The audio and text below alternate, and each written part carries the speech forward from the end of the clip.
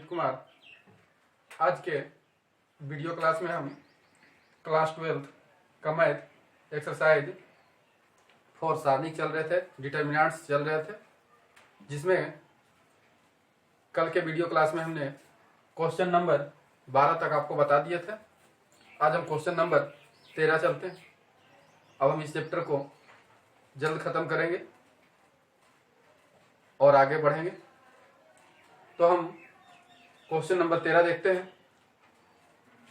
और इस चैप्टर का हमारा नाम था सारणिक, और सारणिक में हम कहाँ चल रहे थे? विविधि। और ये क्लास 12 का है। तो देखिए, इसमें कहता है कि सिद्ध करे। ये सिद्ध करने के लिए दिया है, ये सारणिक को सिद्ध करे। कितना बराबर क्वेश्चन दिया है? 3 into a plus b plus c, फिर into a b b c और सी है। ये सिद्ध करना है, तो अप्लाई करना है। तो देखिए, ऐसा हिसाब में हम आपको बताए थे कि देख के चलिए कि क्या करना है। आपको 3 लाना है, तो 3 तो कहीं यहाँ 3 है, यहाँ 3 है, तो कॉमन भी ले सकते हैं। ए प्लस बी प्लस सी, ए प्लस बी प्लस सी है। ये देखिए, तीनों को ऐड कर देते हैं, यानी तीनों को जोड़ देते हैं। ये हमारा C1 हो गया, ये C2 हो गया, या C3 कर देते हैं। यानी ये अप्लाइंग कर रहे हैं कि अप्लाइंग C1 में C1 plus C2 plus C3, ये तीनों को ऐड कर देते हैं, यानी इसमें जोड़ देते हैं। देखिए, जोड़ने से क्या होगा? ये देखिए, तीनों को आपस में जोड़ रहे हैं, तो ये अलग से बताते हैं। ये 3 है, मैं जोड़ेंगे इसको, तो माइनस ए प्लस बी माइनस ए प्लस सी। ये माइनस था, इस कारण से यहाँ माइनस हुआ। देखिए, 3a, एक 2a हो गया, तो 3a में से 2a गया, तो सिर्फ a बचा, और यहाँ बच गया b, और यहाँ बच गया क्या? c। यानी तीनों को जब हम आपस में C1 में इस दोनों को ऐड कर रहे हैं, तो यहाँ हो रहा a plus b plus c. Same इसमें भी देखिए, एक बी, और 3b में से 2 भी जाएगा, तो एक भी, यानी यहाँ भी बचेगा a plus b plus C, और यहाँ भी बचेगा a प्लस बी प्लस सी। क्योंकि C1 में C2 C3 और बाकी C1 में हमने चले, तो C2 को ऐसे रहने देते हैं, उसमें कोई परिवर्तन नहीं करते हैं। अब देखिए, हमने उस वैसे ही छोड़ दी। अब देखिए, यहां से a plus b plus c common निकाल सकते हैं। a plus b plus c, देखिए हमने a plus b plus c common निकाल ली। यहाँ क्या बच गया? 1 1 1। यहाँ क्या? यहाँ तो जैसे उसी रह जाएगा, 3b c plus B, a plus C, b plus C, और ये 3c। इस तरह से बच गया। अब हम आपको बताए थे कि कोशिश करना है कि जब पता नहीं लगी क्या करें ना करें, तो कोशिश करिए कि सारणिक में एक आध 2 गो शून्य आ जाए। अगर 2 गो आ जाए तो अच्छी बात है, 3 गो आ जाए और अच्छी बात है। तो फिर उसका मान टोटल शून्य हो जाता है। जब किसी सारणी या स्तंभ के किसी एक पंक्ति का मान शून्य होता है, या स्तंभ का मान, तो वह सारणी का मान शून्य हो जाता है।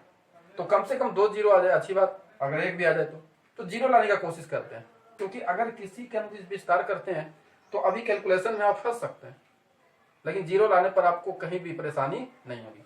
तो जीरो लाने के लिए क्या करेंगे? R1 माइनस R2, यानी अप्लाइंग R1 माइनस R2, और एक अप्लाइंग और कर लेते हैं, R2 माइनस R3। ये 2 अप्लाइंग किए। तो देखिए, एक में से एक जाएगा 0 होगा, और यहां भी एक में से एक जाएगा 0 होगा। तो इसीलिए हमने R1 मान, यानी ये R1 हुआ, ये R2 हुआ, पहला पंक्ति। तो पहला पंक्ति को दूसरे पंक्ति में से घटाते हैं, दूसरे पंक्ति को तीसरे। एक बार में 2 ही अप्लाई कर सकते हैं, 3 गुने, या तो आपको मर्जी है तो R3 में से R1 कर लीजिए। तो चलिए, ये 2 कर रहे हैं, तो a प्लस बी प्लस सी, ये ऐसे ही रह जाएगा। अब देखिएगा, यहाँ एक में से गया 0, फिर देखिएगा इसमें से ये घटेगा। देखिए, हल करते हैं, माइनस a प्लस बी में से क्या घटेगा? 3b। तो देखिए, माइनस 3b में से एक भी जाएगा, तो यहाँ क्या हो जाएगा? माइनस 2b, क्योंकि इसमें से ये घटा, तो माइनस 3b में, यानी यहां पर हो जाएगा माइनस a और माइनस 2b। ठीक, इसमें से ये घटाते हैं, यानी माइनस a प्लस सी में से घटाते हैं माइनस b प्लस सी, है ना? घटाएंगे तो देखिए, जब घटाते हैं तो यहां माइनस माइनस प्लस हो जाएगा, और ये माइनस प्लस माइनस, सी से सी खत्म हो गया, तो यहां बच गया क्या? माइनस ए और प्लस बी। ये हमारा बच गया, R1 माइनस R2 हो गया। अब R2 माइनस R3 करते हैं, तो एक में से गया 0, फिर देखिए 3b में से ये b जाएगा, इस तरह से 3b में से घटाते हैं माइनस c प्लस b, ये माइनस माइनस प्लस और ये माइनस प्लस, 3b में से एक b गया तो 2b प्लस c, यहां हो जाएगा 2b प्लस c। अब इसमें से ये घटाते हैं तो देखिए माइनस b है तो माइनस b इसी रह जाएगा, और c में से 3c जाएगा तो यहां बच जाएगा माइनस 2c, और बाकी जैसे उसी लिख देते 1c प्लस b 3c। इस तरह से हमने कर लिए। अब देखिए जिधर ज्यादा जीरो उसी के अनुदिश विस्तार करिए, तो ये किसके अनुदिश होगा? C1 के अनुदिश विस्तार करने पर। देखिए यहां प्लस, यहां माइनस, यहां क्या होगा प्लस। देखिए अब शून्य लाने से क्या होगा, ये 0 है इसके आगे, तो 0 गुना कुछ भी 0, फिर माइनस 0, 0 गुना कुछ भी फिर 0। अब बचा क्या, सिर्फ +1, ये झप जाएगा। इसके सामने स्तंभ को ना लिखना, ये न पंक्ति को नहीं लिखे। अब बच गया ये तिरछा तिरछी गुना करेंगे, तो देखिए बच क्या रहा है, -a माइनस 2b, फिर -b माइनस 2c, फिर बीच में माइनस, जब इधर से करते हैं तो 2b प्लस c और माइनस a प्लस b, इस तरह से बचा हमारा। अब देखते हैं, ये तो खत्म हो गया। अब इसको मल्टीपल करिए, गुना करिए, -a गुना b, तो ये minus minus plus a b, फिर a minus a minus minus plus हो जाएगा, फिर तो a 2ac 2ac हो गया। फिर देखिए 2b गुना b माइनस माइनस प्लस, तो 2b स्क्वायर हो गया, और ये माइनस माइनस प्लस, तो दुदुनी 4 यानी 4bc। अब इसको गुना कर लेते हैं, 2b गुना a, तो 2ba यानी 2ab माइनस 2ab, लेकिन माइनस माइनस प्लस यानी 2ab। अब देखिए 2b गुना b तो 2b स्क्वायर प्लस में, लेकिन प्लस माइनस माइनस यानी 2b स्क्वायर। फिर अब c से c गुना a तो ca, ये माइनस माइनस प्लस ca, फिर c गुना b cb plus minus cb। इस तरह से हमारा हो गया। अब आ गया a plus b plus c, देखिए 2b स्क्वायर कट गया, a के b ab हो गया यहां, और ये 2ab, तो 2 1 3ab हो गया। फिर देखिए 2ac और 1ac, तो 3ac, फिर 4bc में से 1bc गया तो 3bc। अब हम इससे 3 कॉमन ले सकते हैं, अगर 3 कॉमन लेते हैं तो a3a plus b plus c, यहां बच जाएगा ab, सरियाक लिखेंगे तो इसको bc, और ये ca। तो इस तरह से हमारा ये प्रूव्ड हो गया।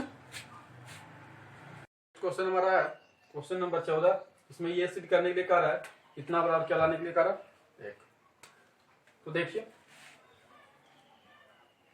ये तो 1 लाने के लिए कह रहा है, तो कोशिश करिए कि सारणिक में का वो 0 आ जाए।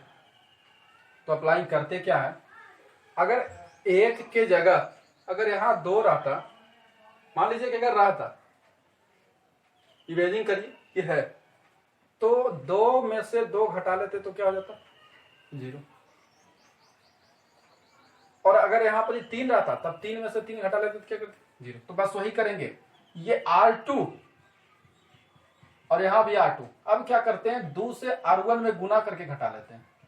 देखिए R2 की जगह हमारा क्या है, देखिए करके दिखाते हैं। R2 की जगह क्या है 2, फिर 2 है तो 2 रहने दीजिए। R1 की जगह क्या 1, देखिए 2 में से 2 गया 0 हुआ। यानी R2 में क्या किए कि R1 में 2 से गुना कर दिया था, जिसके कारण वहां 2 हो गया, तो 2 में से 2 गया 0, एक शून्य तो आ गया। अब एक शून्य लाने के लिए आओ क्या करते हैं कि R3 में भी करते हैं। R3 में क्या है 3, तो इस बार क्या करना होगा 3 गुने R1, यानी 3 से R1 में गुना करके घटा लेते हैं, क्योंकि यहाँ पर 3 है तो यहाँ भी 3 लगा होगा, तो 3 में 3 एक 0 फिर आ जाएगा बस। अब देखिए हमने R2 में काम किया अप्लाई, तो R1 को वैसे ही लिख देते हैं 1 1 plus p 1 plus p plus q। अब R2 ये तो देखिए 2 में से 2 जाएगा 0। अब देखिएगा फिर से यहाँ R2 जगह ये भी तो हमारा है, दूसरा पंक्ति ये भी तो है, तो R2 के जगह क्या है 3 + 2p साइड में कर ले, फिर माइनस 2 से गुना R1, तो इसके सामने R1 क्या है 1 + p। अब देखिएगा इसको हल करते हैं, तो 2 × 2 और 2 × p 2p minus plus minus, तो 3 में से 2 गया 1, 2p खत्म, यानी हल करके कितना आया 1 जब इसको घटाएं तो। अब देखिए इसमें जब हम 2 से गुना करेंगे, देखिएगा 2 से R1 में गुना करेंगे तो यहाँ 2 बचेगा, तो 4 में से 2 के जाएगा 2, क्योंकि R2 में से इसमें घटाना है, तो यहाँ 2p हो जाएगा, तो 3p में से 2p गया तो सिर्फ प्लस p, फिर यहाँ भी q, तो 2 खत्म, यानी सिर्फ क्या बचेगा 2 + p। ये तो अप्लाइंग हो गया। अब R3 वाला कर लेते हैं, तो 3 में से 3 जाएगा 0। अब देखिए R3 में इसके सामने 3 से गुना किसमें करना है R1 में, उसके बाद घटाना है, तो 3 से इसमें गुना करेंगे तो 3 हो जाएगा, तो 6 में से 3 गया 3। अब 3 से इसमें तो 3p हो जाएगा, तो 3p घट गया 0, यानी 3 रह जाएगा। इसमें भी 3 से गुना करेंगे क्योंकि इसके सामने, तो 10 में से 3 गया 7, और यहाँ 6p है, तो 6p और 3 से यहाँ गुना किए हैं R1 में, जिसके कारण यहाँ 3p हो जाएगा, तो 6p में से 3p गया तो 3p, और 3q में से 3q 0, यानी इतना ही बचेगा। आ गया।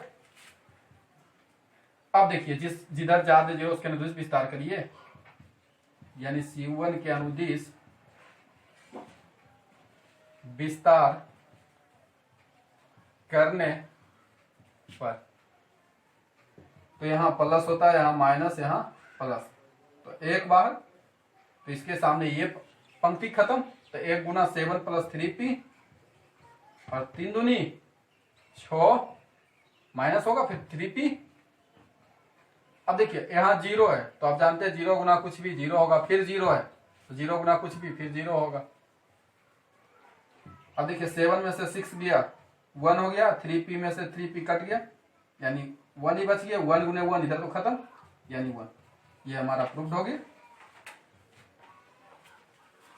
नेक्स्ट क्वेश्चन हमारा है क्वेश्चन नंबर 15, ध्यान दीजिएगा जी।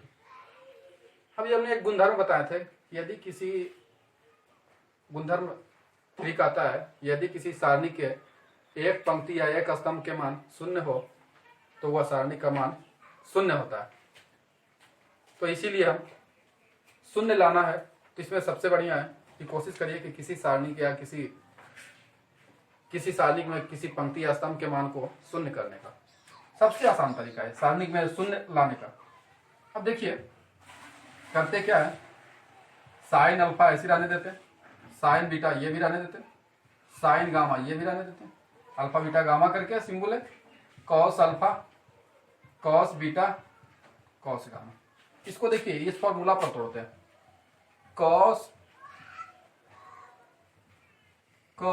ए प्लस बी बराबर होता है cos A into cos B और माइनस साइन ए इंटू साइन बी। ये फॉर्मूला होता है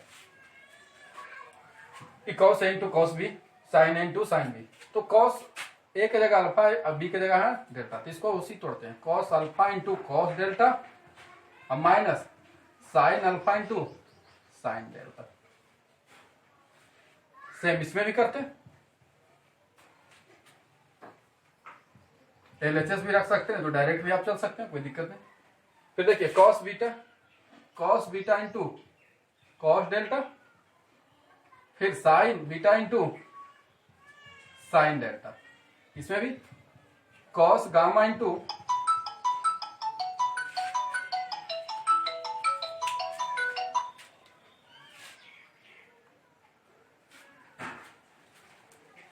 अब देखिएगा कि cos gamma into cos delta और minus sine gamma into sine delta.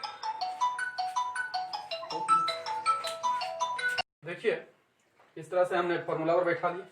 अब इसमें ध्यान दीजिएगा कि इसका अप्लाइंग थोड़ा सा ध्यान रखिएगा, इसका अप्लाइंग हम क्या कर रहे हैं, अप्लाइंग हम क्या कर रहे हैं कि C3 में C3 यहां लिखे तो C3 यहां भी।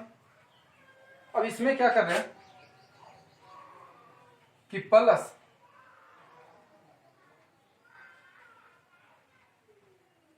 प्लस कर रहे हैं कि C3 में प्लस, अब देखिए यहां साइन अल्फा है और यहां साइन डेल्टा है माइनस में, और यहां भी साइन अल्फा है। अगर हम इसमें साइन डेल्टा से गुना कर दे, पहले यहां माइनस, ये माइनस में था और ये प्लस में है, तो माइनस प्लस तो कट जाएगा, तो इसलिए यहां प्लस देना पड़ेगा। ठीक, साइन अल्फा यहां है, अगर साइन डेल्टा यहां भी है, तो अगर साइन डेल्टा इसमें हो जाए, यानी साइन डेल्टा से गुना कर लेते हैं किसमें, C1, साइन डेल्टा गुना C1। इससे देखिए C3 की जगह जैसे उसी रह गया साइन डेल्टा और गुना क्या किया C1, तो क्या हो जाएगा साइन अल्फा इंटू डेल्टा, तो ये प्लस माइनस कट जाएगा। फिर क्या करते हैं, देखिए अब बात रह गया इसका, तो ये प्लस में है तो यहां क्या देना होगा minus, cos alpha cos delta, लेकिन यहाँ कॉस अल्फा कॉस डेल्टा नहीं, तो इसमें क्या करते हैं कॉस डेल्टा से C2 में गुना करते हैं, यानी C3 में साइन डेल्टा से गुना करके C1 को जोड़ते हैं और कॉस डेल्टा से गुना करके C2 को घटाते हैं। क्योंकि ये माइनस में था तो यहाँ प्लस किया, ये प्लस में था तो माइनस किया। अब देखिए हल करके हम आपको बताते हैं। C3 की जगह बात के मतलब क्या है हमारा, cos alpha cos delta sine alpha sine delta, हमने क्या किया प्लस साइन डेल्टा किया, गुना क्या किया C1 इसके सामने क्या साइन अल्फा, फिर देखिए माइनस कॉस डेल्टा, गुना में क्या C2 क्या कॉस अल्फा। अब देखिए ये माइनस ये प्लस कटा, ये माइनस ये प्लस कटा, तो इस तरह से कटने से क्या हो गया, ये साइन अल्फा ऐसे रह गया, पहले साइन बीटा ये भी रह गया, साइन गामा ये भी रह गया, ये cos alpha cos beta cos gamma और यहां 0 हो गया। फिर इस लाइन में भी वही स्थिति है, इस लाइन में भी वही स्थिति हमारा, इसमें भी क्या हो जाएगा 0, क्योंकि देखिए इसमें साइन डेल्टा से गुना किया, तो देखिए साइन बीटा इसमें था तो साइन डेल्टा से गुना हुआ, इसमें कॉस डेल्टा से गुना किए, कॉस बीटा था, फिर यहां भी 0 हो गया।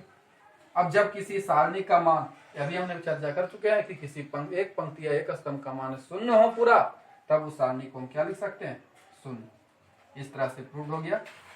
अब हमारा अगला वीडियो क्लास में हम इसको कंप्लीट करेंगे और आप लोग का 11th के लिए एडमिशन के लिए आपको लिंक डाल दिया जाएगा, उसके बाद आप उसमें ऑनलाइन एडमिशन करवा सकते हैं डिस्क्रिप्शन में, और उसके बाद फिर हम आपका 11th का भी क्लास शुरू कर देंगे।